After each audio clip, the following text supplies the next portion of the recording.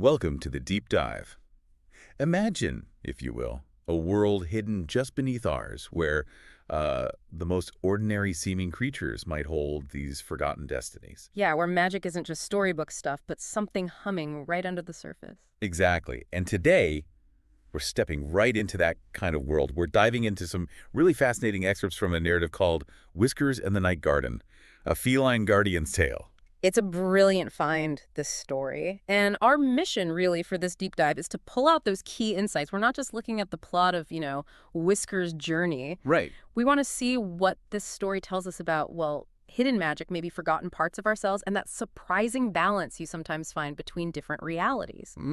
What can we actually learn about, say, knowing yourself and finding your purpose from a story about a cat, a house cat, no less? It's a fantastic question, isn't it? So let's start with Whiskers himself. The material gives us this image: sleek, gray fur, glowing green eyes, a tail that twitches. But the first clue that he's maybe not just your average cat is this line. Whiskers knew things an ordinary cat probably shouldn't. What's the weight of that right at the start? Well, that's the hook, isn't it? It immediately plants that seed, this idea of an unrealized potential, maybe, or some kind of dormant knowledge. Yeah. So Whiskers might seem perfectly normal on the outside, living with Elsie, this old woman with her tea shop in a quiet village. But inside, there's something else buzzing. Right. His daytime life sounds pretty standard for a cat. Lounging in sunbeams, watching customers. Totally idyllic, you'd think. But the story really contrasts that sharply. How so? What about his nights, even before the big adventure kicks off?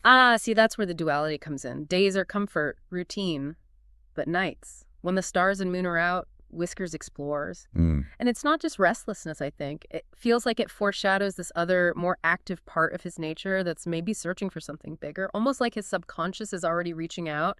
And it's on one of those night explorations that it all shifts, right?